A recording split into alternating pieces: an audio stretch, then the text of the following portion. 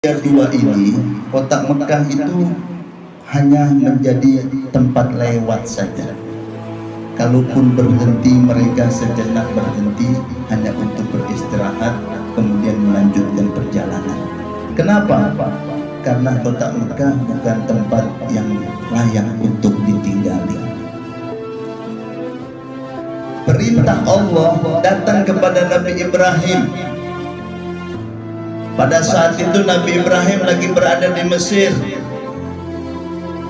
Datang perintah Allah kepada Nabi Allah Ibrahim alaihi salam. Apa perintahnya? Wahai Ibrahim, bawa istrimu Hajar bersama anakmu Ismail ke satu negeri. Di mana saya harus bawa ya Allah? Allah katakan nanti ada Jibril yang menjadi pembimbing dalam perjalanan. Diutuslah malaikat Jibril mendampingi Nabi Ibrahim dan mendampingi Siti Hajar dan Nabi Ismail berangkat dari negeri Mesir. Setiap negeri yang indah, subur dan sejuk yang dilewati oleh Nabi Ibrahim, selalu Nabi Ibrahim bertanya sama malaikat Jibril, "Ya Jibril, apakah di negeri ini Allah perintahkan untuk aku tinggalkan anak dan istriku?" Dijawab sama malaikat Jibril, "Bukan negeri ini." Lanjut perjalanan. Tiba-tiba berhenti di satu negeri yang tandus. Nabi Ibrahim mau berjalan, tiba-tiba malaikat Jibril berkata, "Berhenti ya Ibrahim." Kata Nabi Ibrahim, "Kenapa kita harus berhenti di sini? Kita lanjut aja perjalanan. Nanti kita berhenti di tempat yang lain." Kata malaikat Jibril, "Wahai Ibrahim, di negeri inilah Allah perintahkan untuk kamu tinggalkan anak dan istrimu." Dilihat sama Nabi Ibrahim, ini negeri gak ada tumbuh-tumbuhan. Ini negeri gak ada sawahnya, gak ada padinya, gak ada pohon kormanya, gak ada tanaman, tidak ada air sungai yang mengalir, tidak ada satu kehidupan, dan tidak ada masyarakat yang tinggal di negeri itu. Tapi ini perintah dari Allah. Duduk Nabi Ibrahim, tinggal di kota Mekah beberapa saat, lalu datang perintah, "Ya Ibrahim, kamu sekarang tinggalkan Mekah kembali untuk berdakwah menyampaikan syariat." Nabi Ibrahim meninggalkan kota Mekah. Dalam sejarah tercatat bahwa ketika Nabi Ibrahim itu meninggalkan kota Mekah, Siti Hajar itu ngikut Nabi Ibrahim dari belakang. Nabi Ibrahim berhenti menengok ke belakang, melihat Siti Hajar ikut bersama dia. Kemudian Siti Hajar juga ikut berhenti. Nabi Ibrahim berjalan, Siti Hajar juga ikut berjalan. Dia gendong anaknya. Nabi Ibrahim berhenti menoleh, Siti Hajar berhenti dari jauh. Yang ketiga kali Siti Hajar masih tetap mau mengikuti Nabi Ibrahim. Nabi Ibrahim menoleh dan berkata, "Wahai istriku Hajar, bukankah aku katakan kamu menetap saja di negeri ini?" Dijawab sama Siti Hajar, "Wahai suamiku, kamu tinggalkan kami di sini bersama siapa? Ini negeri nggak ada penduduknya. Ini negeri nggak ada manusia. Tidak ada rumah yang terbangun, tidak ada satu keluarga yang tinggal atau orang musafir yang berhenti di sini. Dengan siapa, wahai suamiku, engkau tinggalkan kami di sini?" Dijawab sama Nabi Ibrahim, "Saya tinggalkan kalian di sini, ada Allah bersama kalian." Begitu Siti Hajar mendengar bahwa Allah yang bersama mereka berdua, Siti Hajar langsung tersenyum dan gembira. Tenang jiwanya, tenang hatinya. Sekalipun di negeri yang tandus ini tidak ada manusia, tapi ada Allah bersama mereka. Jalan Nabi Ibrahim, Siti Hajar sudah tidak lagi ikut. Tapi rupanya Nabi Ibrahim yang meneteskan air mata. Nabi Ibrahim mengangkat tangannya dan berdoa, Doa Nabi Ibrahim diabadikan Allah dalam Al-Quran, diabadikan. Rabbi inni askantu dzurriyyati biwadin ghairi dzi zar'in inda baitikal muharram Rabbana liyuqimus shalah faj'al afidatan nas tahwi ilaihim. Ya Allah, aku tinggalkan anakku, cucuku, keluargaku di negeri yang tandus ini. Tidak ada tanaman di negeri ini. Aku tinggalkan di negeri ini dengan harapan nanti anak cucu mereka semua menjadi orang-orang yang yuqimus shalah, anak cucu yang suka melaksanakan sholat. Liyuqimus shalah faj'al afidatan nas tahwi ilaihim. Ya Allah, aku mohon jadikanlah hati manusia condong pengen datang ke negeri ini. Doa Nabi Ibrahim itu ribuan tahun yang lalu. Salah satu doa Nabi Ibrahim itu, ya Allah, jadikanlah hati manusia condong ke situ. Terbukti di Indonesia ini yang daftar pengen ke Mekah ini udah puluhan juta orang. Yang baru bisa diberangkatkan 200.000 setiap tahun atau lebih. Tapi silakan tanya di Departemen Agama, berapa daftar tunggu? Juta, bukan ratusan ribu. Itu dari Indonesia, belum dari Afrika, belum dari Amerika, belum dari Eropa, belum dari Asia, Malaysia dan lain-lain. Di Malaysia puluhan tahun orang udah daftar, bahkan dari lahir dia udah daftarkan di Departemen Agama supaya bisa daftar nomor antri ketika nanti dia udah balik. Kenapa ini semua terjadi? Dari doa Nabi Ibrahim. Ya Allah, biar hati manusia pengen ke situ. Ini aneh kota Mekah, wajib. Kan kita tinggal di Mekah misalnya 30 hari. Kalau orang nggak biasa 40 hari. Itu 40 hari. Begitu dijadwalkan besok mau pulang, kan ada tawaf wada. Tawaf wada, tawaf selamat tinggal untuk pulang ke negeri masing-masing. Itu waktu tawaf wada, jamaah pada nangis.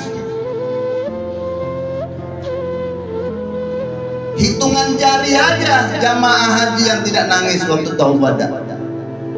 90% mengalir air mata. Kalau ditanya satu persatu, kenapa menangis mau keluar dari Mekah? Gembira pengen pulang ke negerinya, ya gembira. Tapi kenapa menangis? Menangis kapan pengen balik lagi? Semua jamaah haji menangis meninggalkan kota Mekah, belum pulang pengen balik lagi. Ini aneh. Belum ada negeri di dunia ini kita mau tinggalkan kita nangis, nggak ada. Yang pernah pergi ke Eropa, tanya satu persatu, dia keluar dari Eropa nangis nggak? Ada nggak yang nangis di bandara? Nangis pengen balik lagi, nggak ada. Asal dilihat dia pengen nanti mau lihat negeri yang lain lagi. Tapi Mekah, air mata menangis. Keluar dari Masjidil Haram, habis tawaf wada, semua mata jamaah menangis. Pengen balik lagi, belum pulang pengen balik. Hanya satu-satunya negeri di dunia ini, itu dari doanya Nabi Allah Ibrahim alaihissalam. Makanya daftar orang selalu pengen kesana, pengen bisa tanpa. La ilaha illallah Muhammad Rasulullah SAW.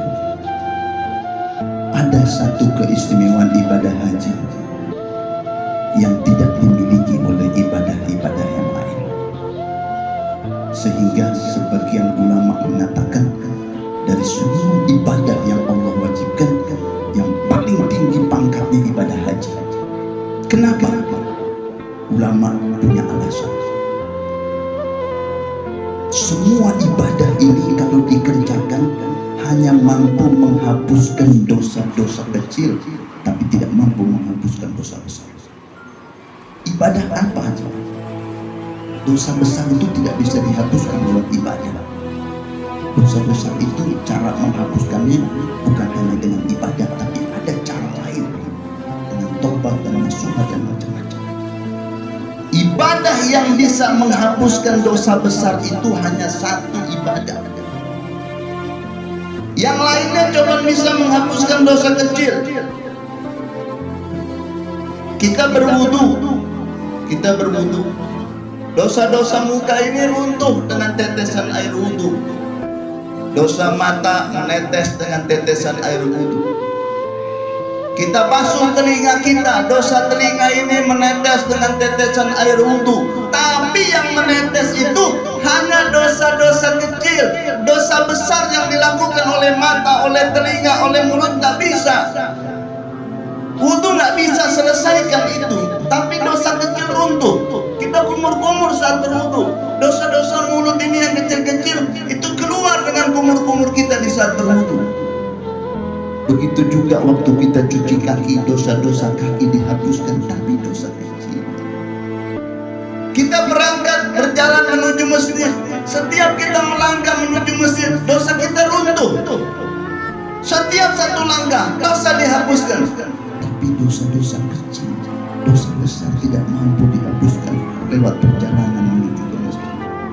Kita sholat, kita ruku, kita sujud, dosa kita runtuh.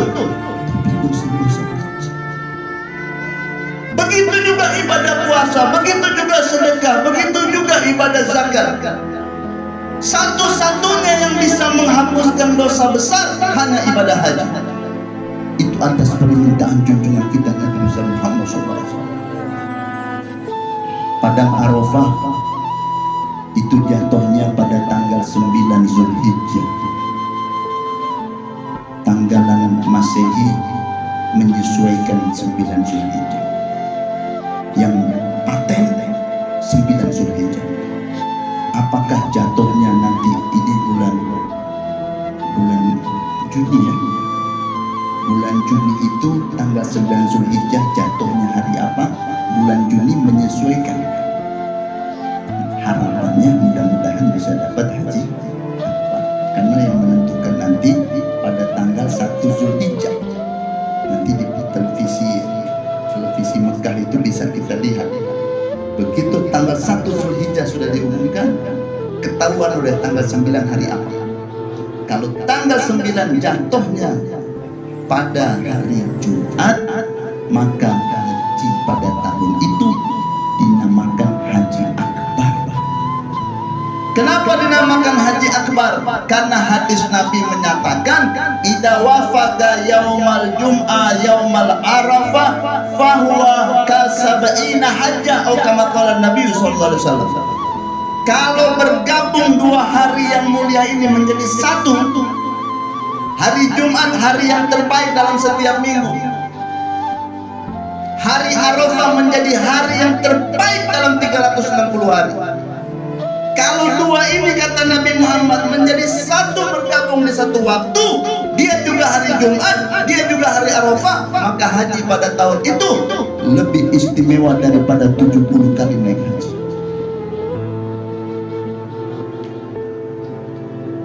Ini nasib-nasiban, rezeki-rezekian. Karena nggak mungkin kita mau bilang sama travel atau PayPal, saya nanti haji akbar ya waktu berapa. Nggak bisa pesan sesuai nomor porsi. Kalau rezeki, alhamdulillah 70 kali naik haji. Sekali berhaji tapi 70 pahalanya. Dulu kita pernah bawa jamaah pas haji akbar. Rupanya waktu di Jeddah mungkin dia agak sedikit lelah, gampang terpancing emosi. Dia rupanya karena capek dia marah gitu ya sama seseorang. Dinasihatilah sama temannya, Pak, kita baru pulang haji Pak, jangan begini, nggak boleh. Dia jawab, kan haji akbar, satu hilang masih ada 69 lagi. Memang istimewa haji akbar, 70 kali lipat. Orang-orang Mekah kalau udah tahu nih Arafah, haji akbar, hari Arafah, orang Mekah itu pada jalan kaki Pak, dari rumahnya ke Arafah, nggak mau tahu lagi pokoknya pada. Cuma sekarang ketat. Orang Mekah itu sebelum acara ketat pemeriksaan ada barcode ada ini, mereka setiap haji setiap tahun haji rata-rata. loh kok sampai ke Padang Arafah dari rumahnya. Jalan pagi dia, jalan-jalan pagi dia udah sampai di Padang Arafah dengan baju ihram.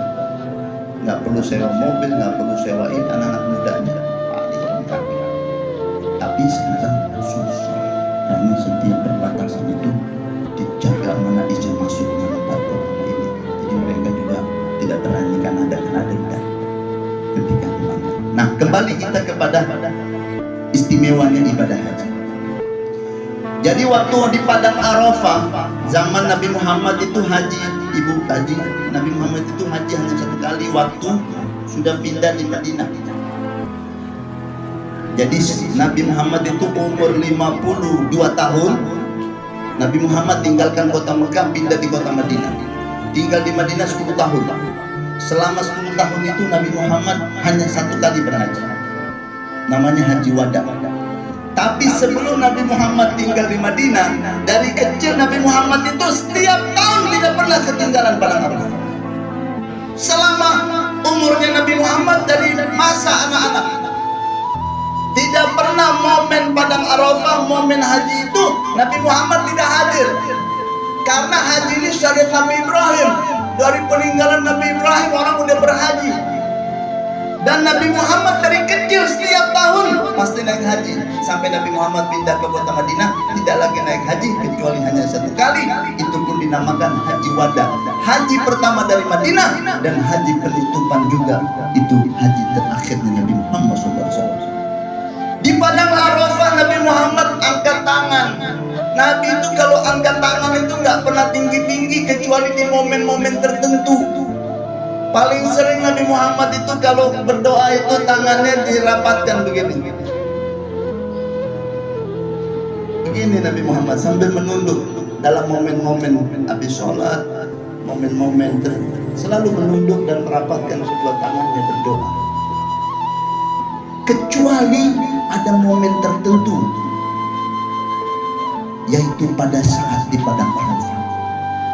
Nabi keluar dari kemah di alam yang terbuka menjelang saat terbenamnya matahari, menjelang saat maghrib. Nabi tinggalkan kemah di alam yang terbuka. Nabi Muhammad berdoa bukan begini tangannya Nabi, tapi Nabi Muhammad tangannya setinggi-tingginya. Wajahnya Nabi Muhammad itu, ibu bapak-bapak, paling jarang lihat ke langit. Nabi Muhammad itu paling jarang melihat ke langit. Nabi Muhammad selalu dalam setiap momen itu melihat ke tanah, melihat ke bumi. Jalankah Nabi Muhammad, ke masjidkah Nabi Muhammad, berdoakah Nabi Muhammad. Selalu Nabi Muhammad itu menunduk kalau jalan, pandangannya ke bumi. Tapi kali ini di Padang Arafah pandangan Nabi Muhammad ke langit, sambil mengangkat kedua tangannya setinggi-tingginya. Ini kelihatan semuanya. Apa doanya Nabi Muhammad? Ya Allah, aku mohon jamaah yang wukuf di Padang Arafah ini dosa kecil, dosa besar semua diampuni. Ya Allah, aku mohon jamaah yang hadir di Padang Arafah, dosa-dosa mereka antara mereka denganmu diampuni, antara mereka dengan sesama manusia yang tidak sempat minta maaf karena orang yang dianiaya mungkin sudah meninggal dunia, mohon itu juga diampuni. Nabi nggak turunin tangan sampai malaikat Jibril datang lapor kepada Nabi Muhammad, ya Rasulullah, doa yang barusan dibaca, dosa antara jamaah haji dengan Allah diampuni. Dosa antara jamaah haji dengan sesama manusia itu tidak diampuni kecuali orang itu yang memberikan maaf. Azan maghrib tiba, Nabi Muhammad sudah turunkan tangannya dalam berdoa.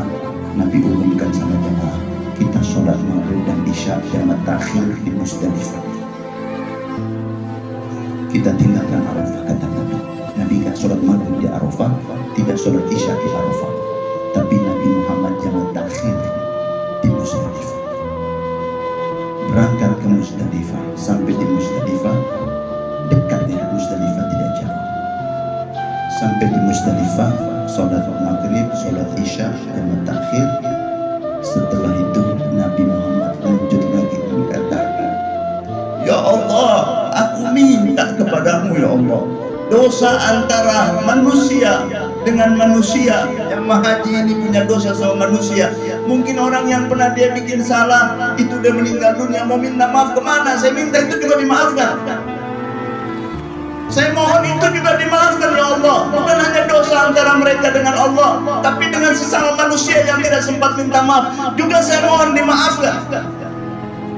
Turun malaikat Jibril membawa kabar gembira kepada Nabi Muhammad bahwa dosa-dosa jamaah haji ini semua diampuni oleh Allah Subhanahu wa taala. Yang kecil yang besar antara Allah, antara sesama manusia yang tidak sempat minta maaf juga diampuni. Tersenyum Nabi Muhammad gembira. Ditanya sama Sayyidina Umar bin Khattab, "Ya Rasulullah, engkau tersenyum sampai gigi gerahangmu terlihat, ini momen jalan terjadi." Kata Nabi Muhammad dalam sabdanya, "Ya Umar, saya senyum gembira karena saya melihat iblis wa syaitan sedih dengan mendapatkan berita dari langit bahwa dosa orang yang wukuf di padang Arafah ini diampuni sama Allah." Itu iblis-iblis ambil pasir, lumuri badan mereka dengan pasir, menyesal dan sedih dengan berita yang diturunkan Allah dari langit untuk jamaah haji. Dijawab sama Sayyidina Umar ibn Khattab, "Ya Rasulullah, apakah keistimewaan diampuni dosa ini hanya untuk kita yang berhaji bersama Nabi pada tahun ini?" Lalu Nabi Muhammad bersabda, "Ya Umar, keistimewaan ini Allah berikan untuk kalian dan untuk umatku sampai hari kiamat yang wukuf di padang Arafah." Jadi sepanjang tahun orang yang wukuf di padang Arafah sudah dapat doanya Nabi Muhammad. Nabi Muhammad bersabda, "Sepanjang tahun wahai Umar, siapa saja umatku sampai di padang Arafah, wukuf di padang Arafah tanggal 9 Zulhijjah, dosa mereka semua diampuni dan dibersihkan Allah. Mereka seperti bayi yang baru lahir dari perut ibunya." Ya Umar, kalau ada orang wukuf di padang Arafah, dia tinggalkan padang Arafah, dia masih merasa punya dosa, perasaan masih memiliki dosa, perasaan itu adalah dosa besar, berarti dia tidak yakin dengan ampunannya Allah Subhanahu wa taala. Maka dari itu keistimewaan orang yang berhaji itu yang paling tertinggi, yang tidak dimiliki oleh ibadah apa saja dalam seluruh ibadah, yaitu penghapusan dosa besar-besaran di saat melaksanakan wukuf di padang Arafah. Mudah-mudahan insya Allah Ibu Haji Desnawati bersama seluruh jamaah haji yang melaksanakan ibadah haji dimudahkan sampai di padang Arafah, wukuf di padang Arafah, dan kita yang hadir di sini juga menitipkan agar kami semuanya didoakan. Bapak Ibu yang dimuliakan Allah, ada satu yang diajarkan oleh guru-guru kita. Kalau hari Arafah kita tidak sempat ada di padang Arafah karena kita misalnya belum terdaftar untuk berangkat,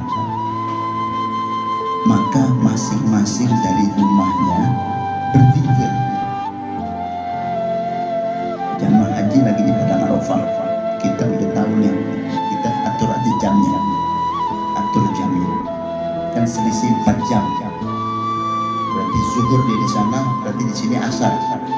Kita asar di sini, jamaah haji lagi wukuf di padang Arafah zuhur. Habis asar kita di rumah kita masing-masing atau di masjid, kita berzikir. Pertama, doakan mereka di sana. Doakan mereka di sana, diberikan ketenangan, diberikan kesejukan, diberikan keberkahan, diberikan alam yang sehat, udara yang sehat, makanan yang cukup, lalu lintas yang lancar. Kita doakan.